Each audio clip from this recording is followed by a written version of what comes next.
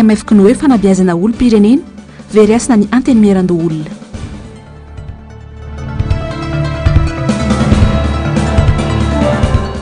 Asa fanaovan-gazety tsy malalaka.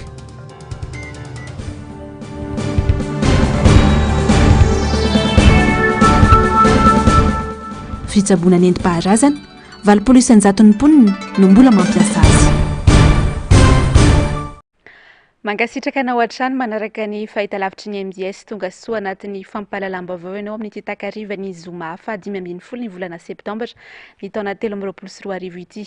Atolotra ary ny araba tomboky lasy tomboky vavy manasanao anaraka ny fotoanany vaovao hatramin'ny farany. Isantarantsika ny fampahalalam-baovao ary amin'ny tiariva ity ny vaovao makasika ny raharaham-pirenena dia niona tamin'ny vondrona Europeanina teny amin'ny foibe toerany teny Ankorondrano ny kandida 12 irotsaka hofidiana ho filoham-pirenena. Nanatrika ity fivoriana ity avokoa ny kandida sy ny solotenan'izy ireo. Anisan'izany ny kandida Marika Ravalomanana, Adzo Andriananarivelo, Tahina Razafinjoelina, Andry Raobelina, Lalaina Ratsirahonana, Baraina Auguste, Brunel Razafitsiandraofa, Roland Ratsiraka, Jean-Jacques Ratsietsan, Ery Rajaonarymampianina sy Tendrandriana Soloniaiko ary Sendrison Daniela Radera Nirina. Tsy nisy nipika izay zavatra notapahana sy nodiniana nandritra ny ora iray mahery kely. Inona kosa nefa fa tsy maintsy mifandraika amin'izao toetra rahampirenena izao. Ny resaka fifidianana izay iaraha malala fa ny vondrona Europeanina no mandrindra ny sy mitantana ny famatsim-bola ary ny toy ny basket fond fa eo ihany koa ny tantsorika teknika.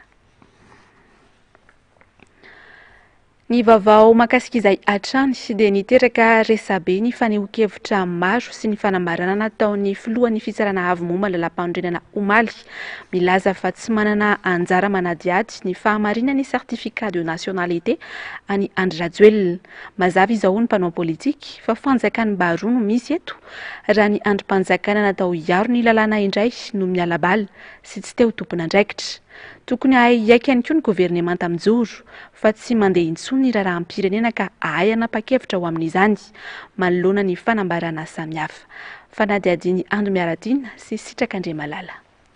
Tsy anjaranay ny manadiady ny fahamarinana ny certificat de nationalité any Andry Rajoelina.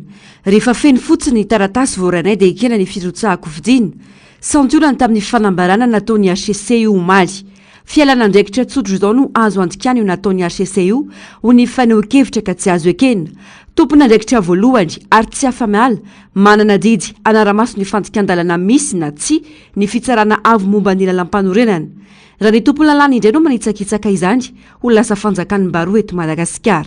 Raha ohatra moa zany alantsika sarisarinteny ohatra hoe nisy olona nitondra ataoko hoe entana anankiray noentina teny amin'ny HCC dia tsy fantatsy ny dia tsy mba anontany ve HCC hoe halatra ve io entana io sa tsy halatra fa tonga dia raisina fotsiny dia vidina le zavatra. Ka eto zany mampametram-panontaniana hoe raha ohatra ka ny institution zay ataoko hoe faratampony zany eto a Madagasikara no tsy handray ny andraikiny dia iza moa zany no tokony handray zay andraikitra zay amin'ny resaka contrôle zay.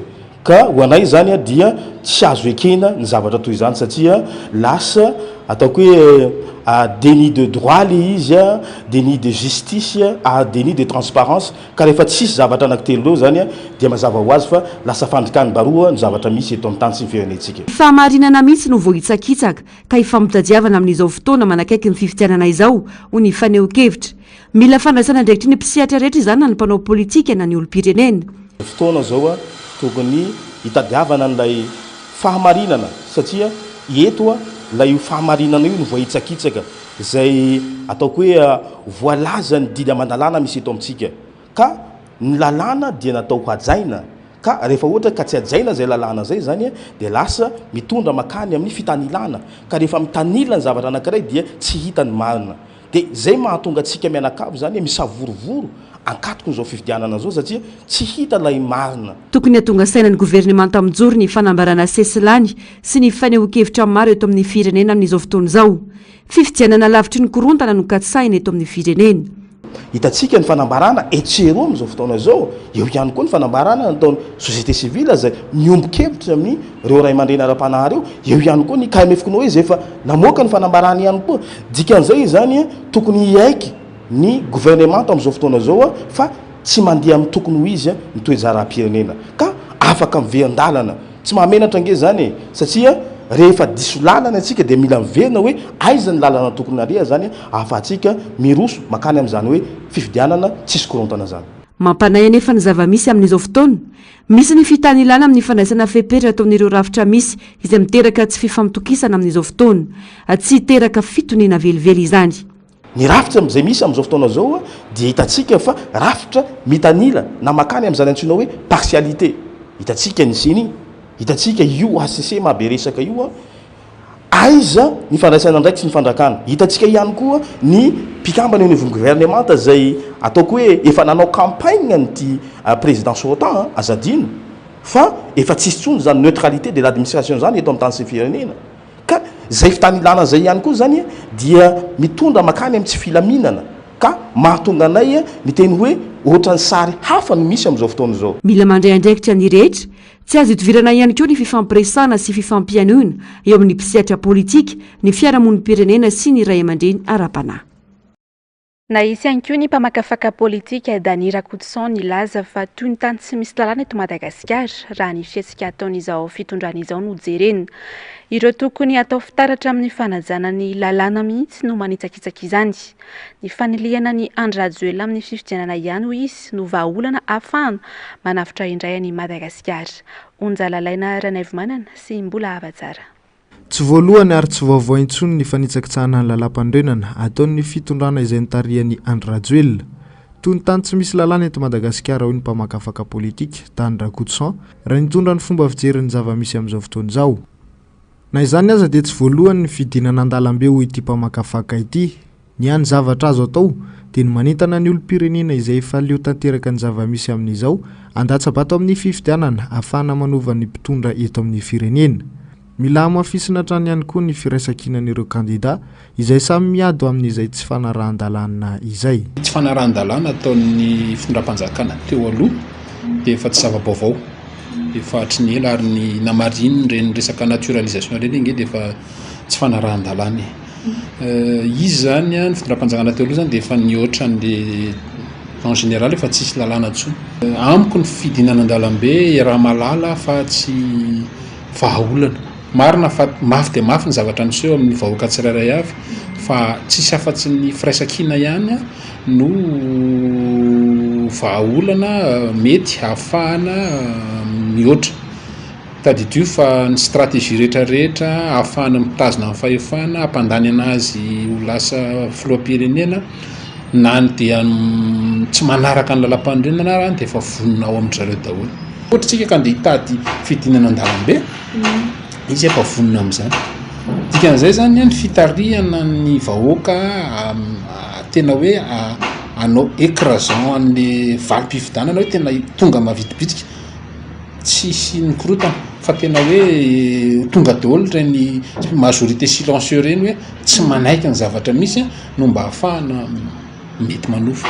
Ankoatra ny voka-dratsy ara-politika nateraka ny fanonganam-panjakana nataon'izao fitondrana izao dia mbola mavesatra ihany koa ny voka-dratsy ateraka izany eo amin'ny sehatry ny toe-karena. Ozy izy ny constitution hoe hito ny tokony ho filoha ka ninona filazana hoe rehefa tsisy no filoha dia efa coup d'état foana ny anaran'izay. Na miteny hoe marary ny olona hitantsika fa miforma tsara manana compétence ary izy vao nilatsaka atao dia efa fatany tsara ataoko hoe efa taona 5 taona efa taona na 3 taona tany dia efa fantatra hoe rehefa tonga amin'ny fifidanana amin'ny 2024 dia izy no filohan'ny androm-panjakana ny filoham-pirenena par intérim. Dikan'izany efa vonona amin'izany izy ka ninona lazainy hoe ninona zavatra miseho rehetrarehetra hoe coup d'état daholo fa ny enjeu nge aloha voalohany indrindra à l'international be da be. Tadidio fa ahoana moa no atokisan'ny mpampiasa vola hoe ho tonga eto Madagasikara na ny fitondram-panjakana eo ary tsy manaja ny constitution misy. Zany no tena enjeu goavambe zany. Ny lalam-pandrenana izay nivolavolainy tamin'ny 7 ihany koa no hitsakitsahany ity fitondrana ity izao. Tsy misy intsony ny mahatany-tandalàna ny Madagasikara. Ireo olona tokony atao fitaratra amin'ny fanajana lalàna indray no tena manitsakitsaka ireo lalàna velona misy eto amin'ny firenena. Anisan'ny mitaky ny fialan'Andriamatoa Hermanana Razana Mahefa filohan'ny antenimieran-doholona ihany koa ny avy eo anivon'ny KMF Knoe fanabeazana olom-pirenena ka miantso ny governemanta izay mitondra ny firenena tsy aneo fiandanina amin'ny fifidianana ihany koa ity fiarahamonim-pirenena ity nandritra ny fanambarana izay nataon'izy ireo omaly. Afatra Solondraibe sy Mathieu Princy no mitatitra amintsika ny mahakasika izay. Ankoatr'ireo fikambanana sy firaisamonim-pirenena 23 nanao fanambarana omaly dia nitondra ny fomba fijeriny koa ny avy eo anivon'ny KMF Knoe fanabeazana olom-pirenena. Mahitsy ny avy amin'ity fiarahamonim-pirenena ity nandatsy nandray adidy tokony ny antsoroan'ny filohan'ny anteny Mirandolona ka nanomezana ny fiara amin'ny tantana ny governemantany fanjakana. Tsy voafaritra ny lalàna nefa izany ka nangatahan'izy ireo ny famiatra-pialan'ny filohan'ny anteny Mirandolona noho izay adidy tsy vitan'izay. Very ny asan'ny anteny Mirandolona manaprofo ny zava-mitranga amin'izao fotoana izao fa mafy ny tsindry avy amin'ny mpanatanteraka miatra amin'ireo mpanao lalàna sy ny fitsarana. Manintona ny rehetra ao anatin'ity fanambarana ity ihany koa ny fanontaniana farany amin'ny andininy 5 milaza fa ny mpikambany governemanta rehetra ve izany dia migoaka ny tombotsoan'ny mahafiloha-mpanjakana azy ireo ao anatin'izao fotoana izao sy ny aorian'ny fitondran'izy ireo noho ny fiarahana manapa-kevitra amin'izay rehetra atao ka angatahan'izy ireo fanazavana avy amin'ny ACC. Manoloan'izany dia mitaky ny tsy fiandanin'ny governemanta eo amin'ny zotra-pifidianana noho izy ireo mitantana ny fifidianana amin'izao fotoana izao. Manamaloka ny zotra-pifidianana ny toedra raha misy fa kosa tsy tokony ho antony hanemorana ny fifidianana ka hirosona amin'ny tetezamita ho hatrany ny fanambarana. Miantso ny olom-pirenena hatrany ny KMF Knoe fanabeazana olom-pirenena mba hanara-maso sy handray anjara amin'ny fifidianana araka ity fanambarana omaly ity ihany izay nosoany avin'ny Bureau Nasionaly. Politika izay hatrany dia latsaka ankaterena tanteraka ny firenena ka maika ny fanavotana Madagasikara hoy avy amin'ny komity ny fanavotam-pirenena androany. Tokana ny lalana atongavana amin'izany dia ny fanesorana ny atongavana amin'izany dia ny fanesorana ny mpandika sy mpanitsakitsaka ny lalana velona misy eto Madagasikara. Nanamafy ihany koa ny avy amin'ity komity ity fa tsy azo ekena raha olona tsy mizaka ny zom-pirenena malagasy no mbola hitondra indray ny Madagasikara. Onjalalaina Ranaivomanana mbola hava-tsara. Taorian'ny famiatra-pialan'ny Andry Rajoelina dia efa tsy izy tsony ny filoham-pirenena malagasy ka tokony esorina eny amin'ireo birao-mpanjakana ny sary noho ny komitin'ny fanavotam-pirenena izay ivondronana antoko politika, sindika ary koa mpandraharaha. Ialana amin'ireo tsindry mety atao amin'ireo mpiasa-mpanjakana no antony irosona amin'izany dinana izay raha ny fanazavana. I Andry Rajoelina raha teo efa tsy filoham-pirenena intsony. Nanamafy ny tsy faneken'ny hitondran'ny olona tsy mizaka ny zom-pirenena malagasy any Madagasikara ihany koa ny avy amin'ny komitin'ny fanavotam-pirenena. Mila esorina amin'ny tranom-panjakana rehetra ny sarin'ny kandida numéro 3 eto amin'ny tany sy ny firenena manomboka amin'ny alatsinainy izao. Raha misy mini mandika na tsy manatanteraka an'izany lalàna izany dia handray ny fepetra mifanandrify amin'izany izahay. Faro miantso an'ireo kandida namana zay sahy mijoro hanatanteraka ny fahamarinana eto amin'ny firenena mba tsy hiemotra hatramin'ny farany fa hanaisotra an'ireo mpandika lalàna rehetra eto amin'ny tanindrazantsika. Tsy ho ekenay na oviana na oviana, tsy nekenay omaly, tsy ho ekenay androany ary tsy ho ekenay mandrakizay ny hitondrany vahiny any Madagasikara. Ny mpitondra ny manan-kirotana eto amin'ny firenena amin'ny tsy fanarahan-dalàna ataon'izy ireo ka tsy tokony ahilika any amin'ireo tsy mitovy firenena politika izany. Tompona andraikitra tanteraka amin'izay mety hitrangeto ny fitondrana raha mbola mini miziroziry manohy ny fanitsakitsahana tanteraka ny lalam-pandrenana ho hatrany ny fanazavana. Atreto aloha zahay dia tsy mahita an'izany korontana zany. Zay koa ne mieritreritra hoe ina ihany ary ty korontana resahany reto olona reto ty. Mikorontana ve ny tokantrano zareo ao sy ny zavatra ataon'izy zareo ao ka dia zahay aty zany no lazaina fa manakorontana azy. Tsy milamina ny sain'izy ireo mianakavy ao dia zahay zany manakorontana azy. Fa aza atao an'izany kosa le izy ianareo no mikorontana fa tsy zahay no manakorontana. Miantso ny vahoaka ho sasy hijoro handray andraikitra amin'ny alalan'ny fifidianana ihany koa ity komity ity satria ny safidin'ny vahoaka ihany no ahazona manova ny zava-misy eto amin'ny firenena ka merenina ny mahatanitandalana ny Madagasikara. Ny firosoana amin'ny fifidianana ihany no vahaolana ho an'ny firenena hoy ny avy eo anivon'ny antoko leader Fanilo androany. Olona manana traikefa ny tokony hitondra ny firenena satria tsy azo atao andrakandrana izany fitondrana firenena izany. No tontosaina androany teny Ambohipo ny filakevim-pirenena ho fandrindrana ity antoko ity. onjalalaina ranaivomanana mbola hava-tsara. Eto Madagasikara ihany misy trangan-javatra toy misy amin'izao fotoana izao ony avy amin'ny antoko leader fanilo raha nitondra ny fanehoan-kevitra mahakasika ny fiainam-pirenena ankehitriny. Ny fitsarana avy momba ny lalam-pandrenana izay tena tokony hampiatra ny lalàna mihitsy no lasa mamadika izany amin'izay mampety ny mpitondra ka tsy mahagaga raha mahazo vahana ny fanitsakisahana ny lalàna. Fa misy eto amintsika dia zavatra tsy fahita n'aiza n'aiza eran-tany raha tsy sika eto ihany no mahita azy. Ka io zava-misy io dia malahelo izay milaza aminareo fa misy boky izay nosoratan'ny mpanoratra ny anaranay tamin'izay mbola kely mitaraina ny tany.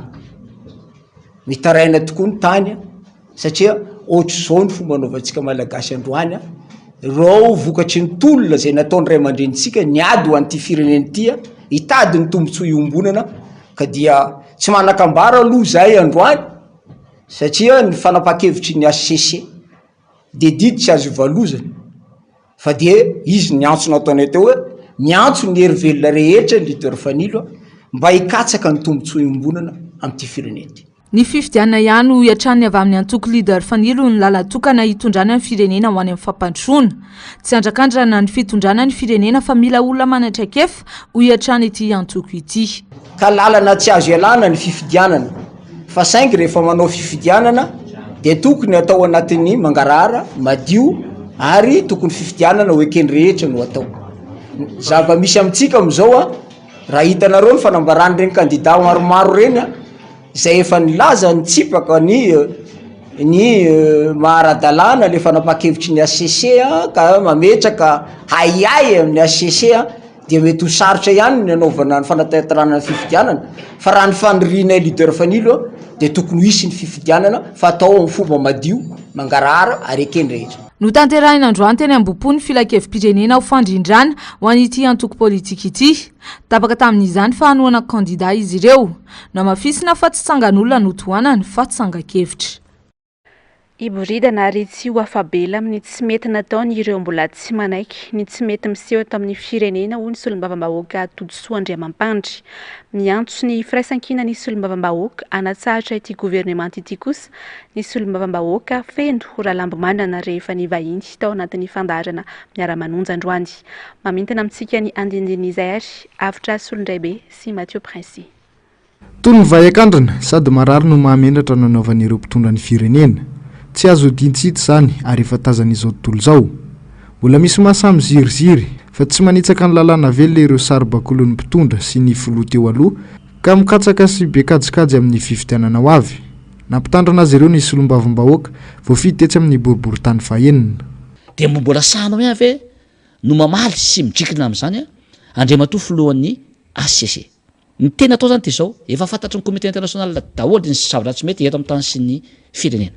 Tsisy anaiky an'io eto ary ho an'ny reto mpiara-miasa reto izay tratra farany eo dia efa mitena zay izay mametra fialana amin'izao fitondrana izao fa sao dia tratra farany eo tadiditsika fa naninona ny afarana izay tratra farany tamin'ny 2002 2009 tamin'ny 91 fa ho anareo kosa izay mbola miziriziry misolelaka eo dia ho hita ny vahoaka eo nareo. Mitrosina amin'ny tany ny malagasy mandoaliky Madagasikara.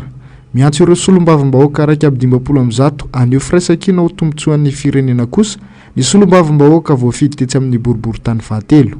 Andao hijoro an'ity firenena ity. No avy ny firenena anao ka ho banjintsika fa resy ilay Madagasikara. Ahoana ny mbola any aketsika fa olona efa nanjanaka no mbola hitondra indray any ty firenena malagasy ty. Ahoana ny any aketsika fa Prime Ministre efa nozokozontsika tsy hitantana ny firenena mbola avelantsika eo hitantana indray amin'izao fotoana izao. Ry solombavambahoaka namana any amintsika ny lakle. Tsy mety milefitra sy miaiky ny tsy fahombiazana ireo rehetra miaradia amin'ny filoha teo aloha Andry Rajoelina.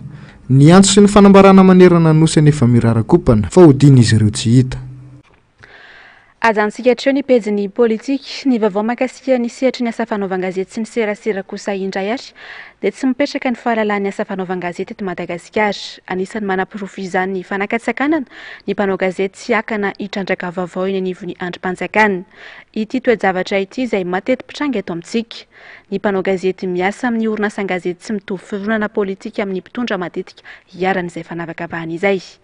Nanameloka tanteraka ny tranga toy ireny ny olavitry ny mpanao gazety izay fanitsakitsahana ny zony olom-pirenena azo vaovao marina sy voamarina.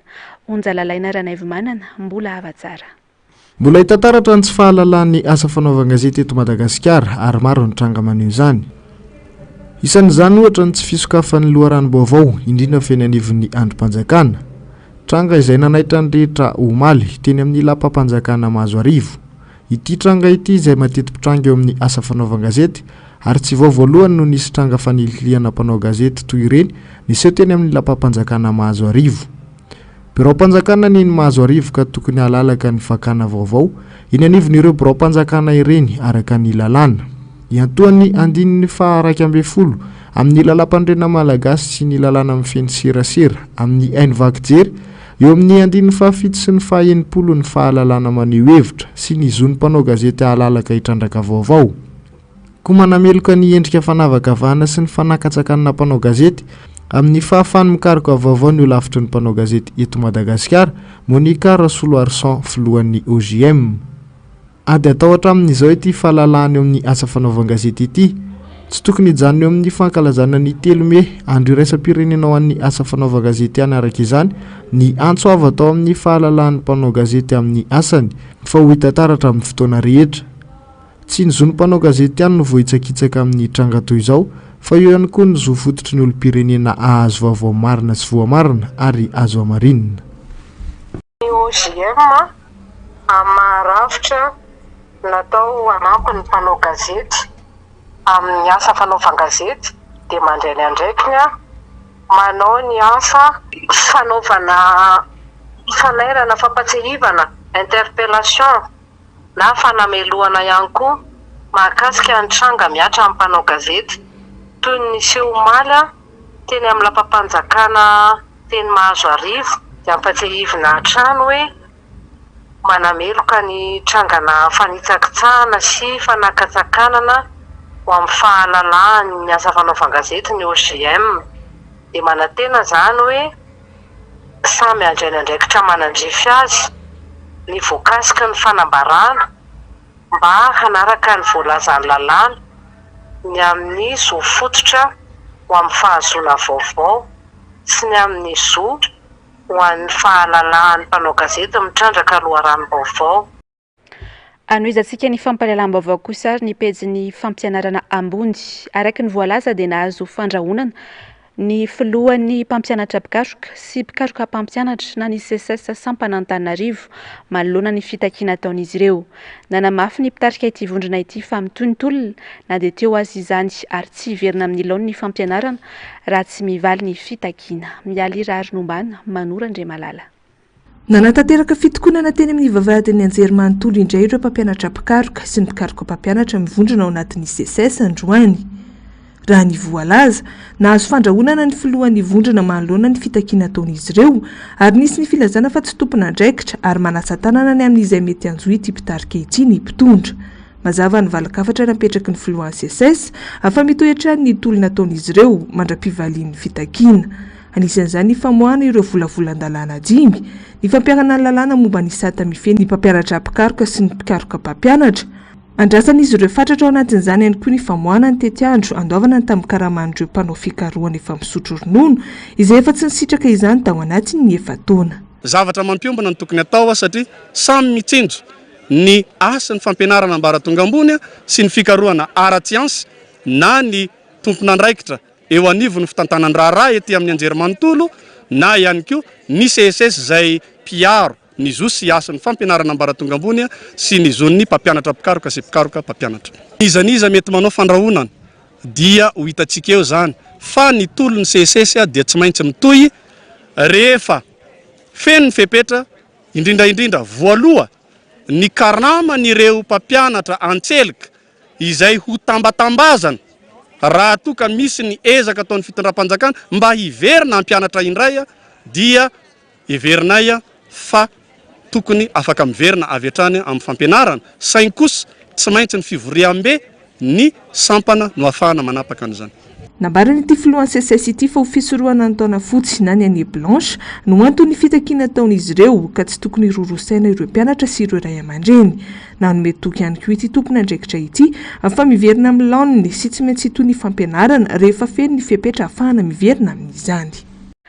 Eo amin'ny vaovao fanabeazana izay atrandy ho fanohanana ny ivitoerana fitaizana zaza dia tafapetraka amin'ny fomba ofisialy tao Manakara tamin'ity herinandro ity ny tetikasa QAPM faritra maromaro eto Madagasikara no hiasany.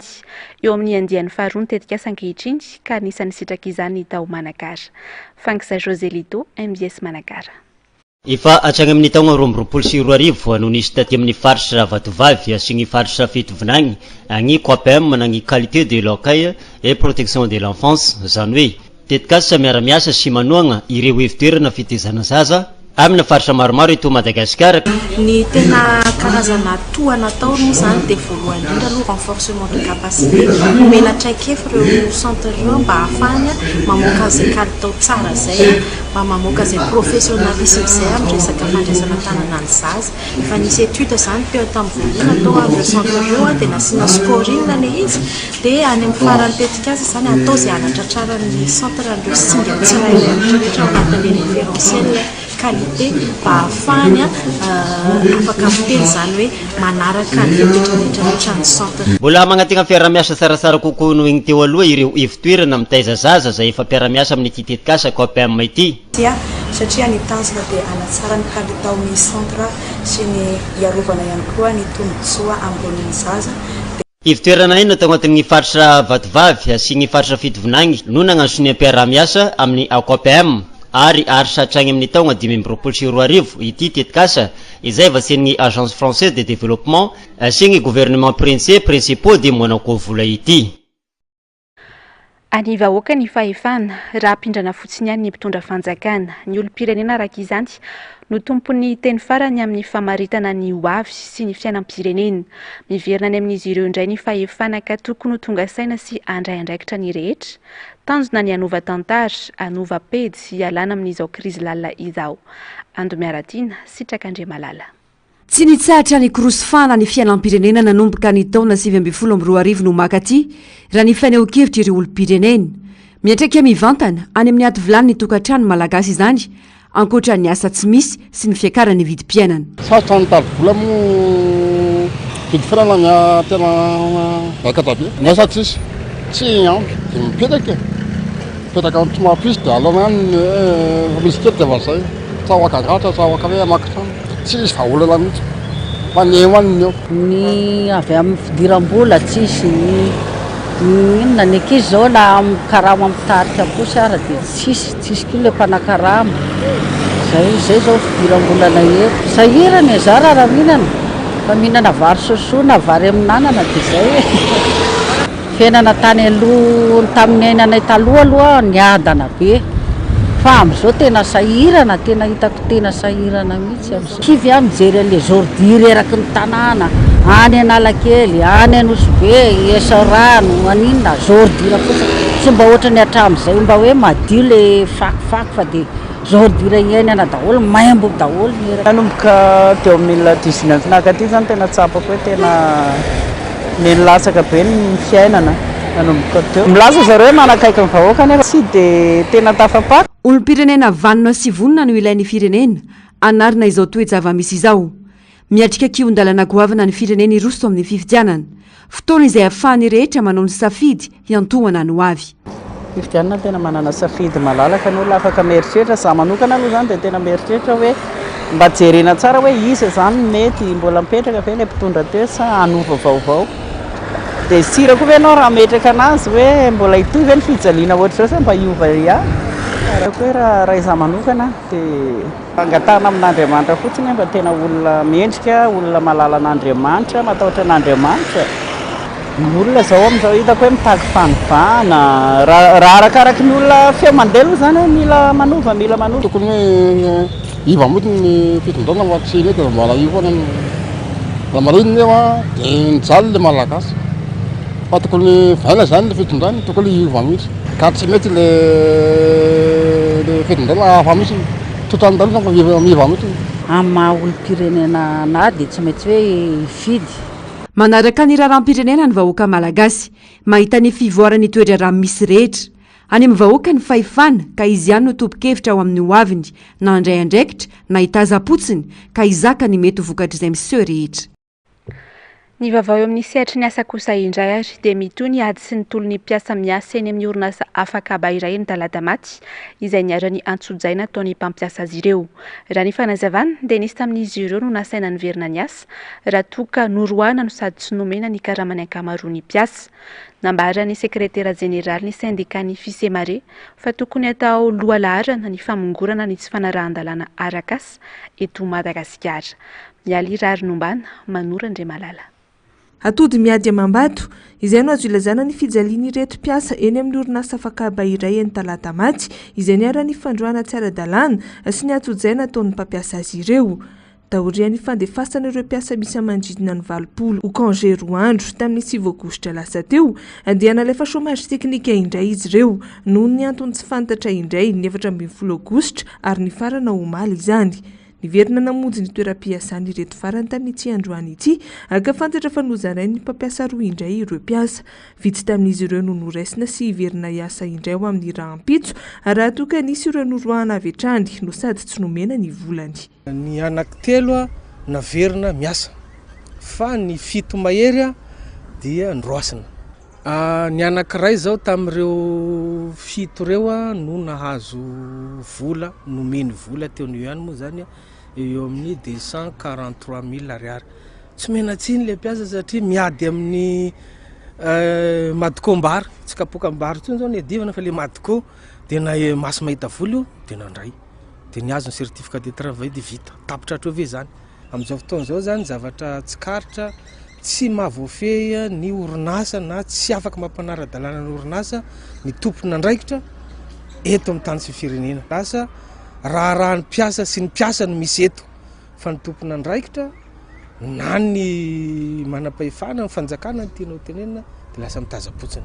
Zany chômage teknika zany ange misy lalàna fa tsy hoe zay metimety amin'ny tompony orinasa satria nazy ny vola. Zay zany le zava-misy hoe ny zavatra ohatry reny zany tokony hoe tena atao zay amongorana ny tsy fanaran-dalàna arakasa eto Madagasikara fa raha tsy io orinasa io ihany fa ataontsika hoe 7 ny orinasa eto Madagasikara dia manahirana avokoa ny milaza sy ny zavatra iainy ampiasa amin'ny toeram-piasana.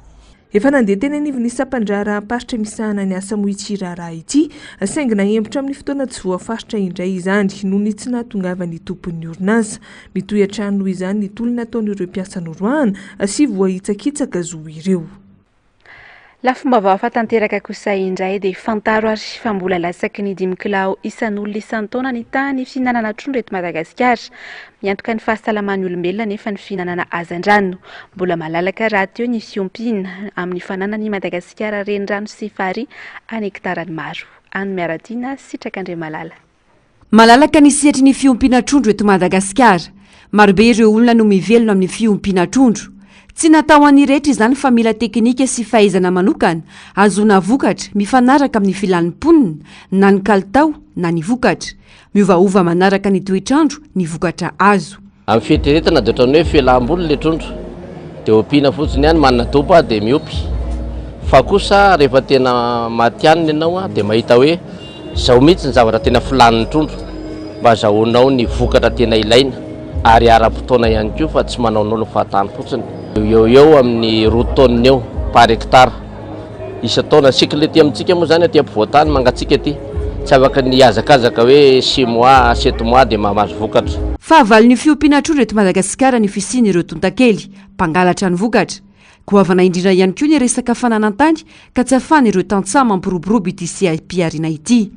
Aizy ireo olona mangala-tany reo zany anisan'ny fahavalona anankiray ngeza be ho an'ny piopy reo. Satria le piopy mahatatsaha azy dia sarotra aminy moa hitanao ihany ny resaka fananantany zany. Amapolo taonany inona mba hijerevana an'ilay olona tena misehatra sy tena nanajara an'io tany io mba tsy hananana olana amin'ny fiarikarena ohatran'izao. Mbola ambany ny tany fihinana trondro eto Madagasikara na manao nezaka rehetra aza ny mpiompy. Raha ny salanisy maneran-tany manodidina ny 8 hatramin'ny 20 kilao isan'olona isan-taona ny fihinanana hazandrano.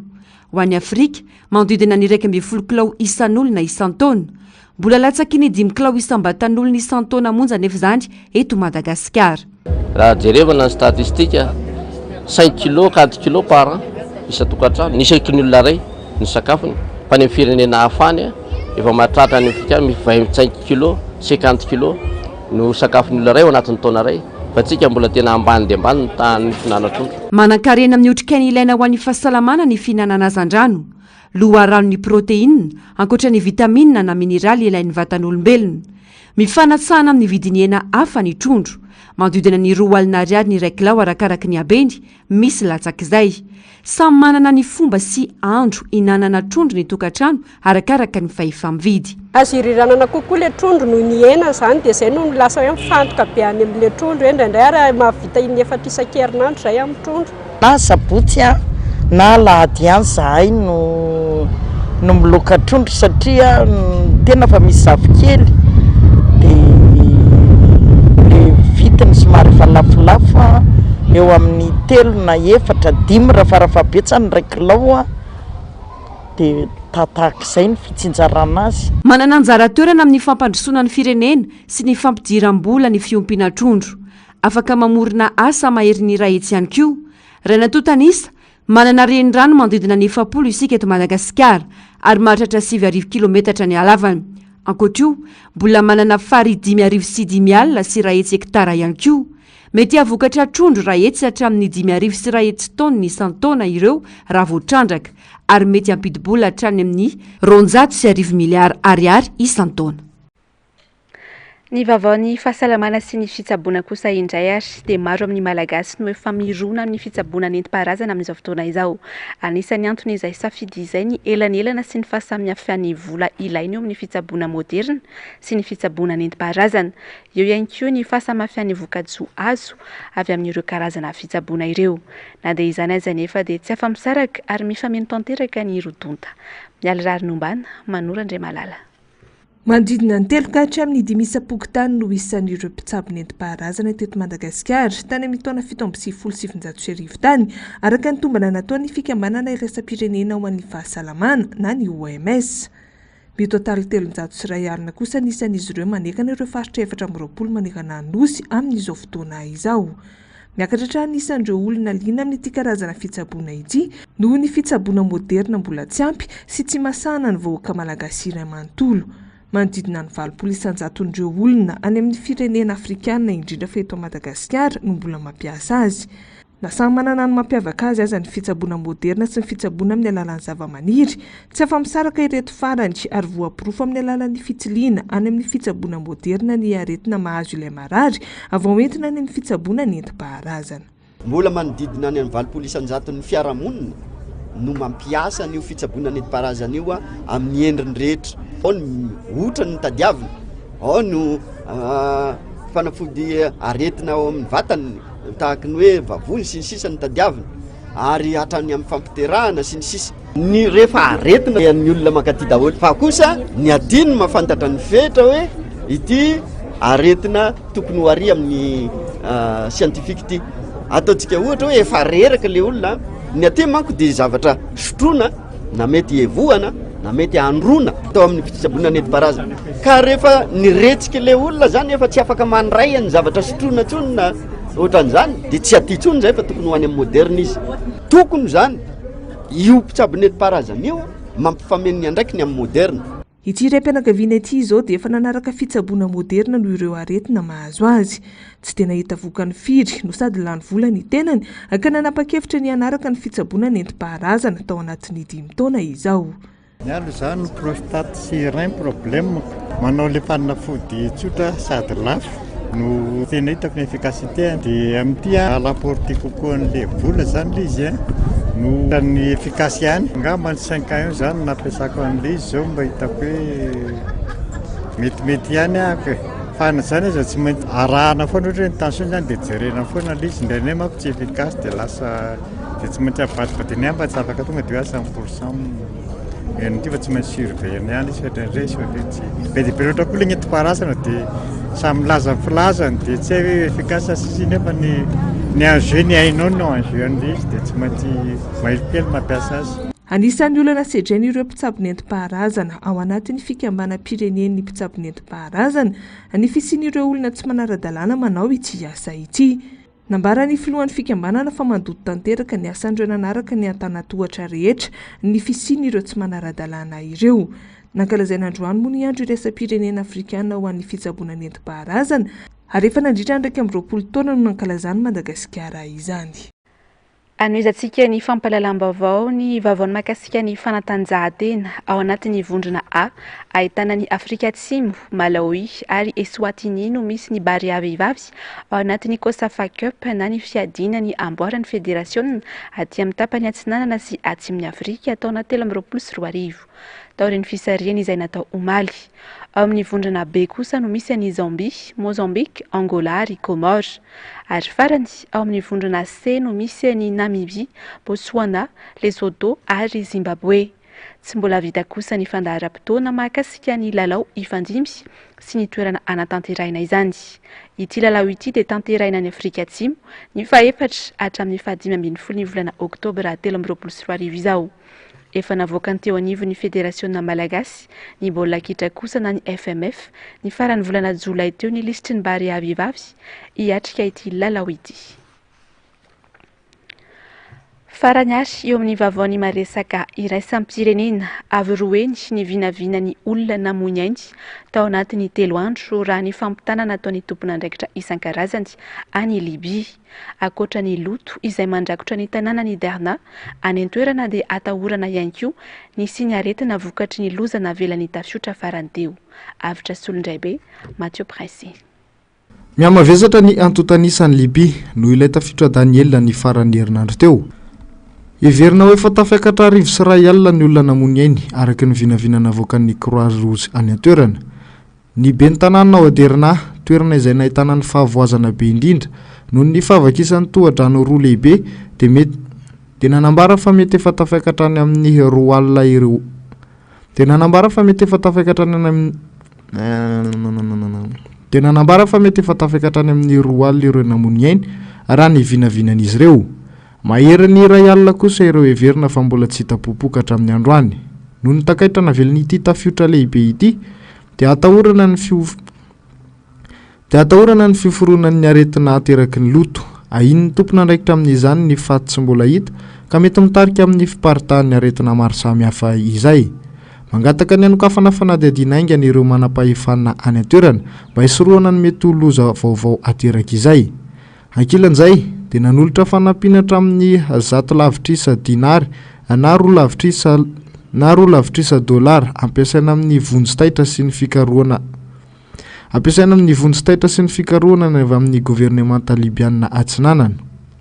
Herinandro teo aoriana ny trangano loza tsy mbola misy ny antotanisa ofisialy nivoaka avy amin'ireo tompon'andraikitra momba ireo namoiny ainy tsy hita popoka maratra na narary ary ireo tsy manana toeran-kalofana. Mbola anaty firaisan-kina ny rehetra amin'ny fanadiovana sy ny fikarohana ireo heverina fa mbola tavela anaty trano na ny anjaran'ny foto-drafitrasa samihafa. Raha tsy ahivina dia manodidina ny iray hetsy eo ny olona mipetraka ao Derna ka ahina mavesatra araka izany ny antotanisa ivoaka raha ny vinavina no jerena. Tapitra ny fampahalalam-baovao tamin'ity alina ity mankasitraka anao nanaraka izany hatramin'ny farany. Hoarantsika rehefa avy ao ary ny fampahalalam-baovao taky ny mahazatra ny fandaharana ahona marina sy ny fandaharana Global News. Aorian'izay kosa no anarahantsika ny horonan-tsary mitondra ny lohateny Talk to me. Ny tena kosa ary dia ametraka ny veloma mandrapitafa ho amin'ny rampitso indray tompoko.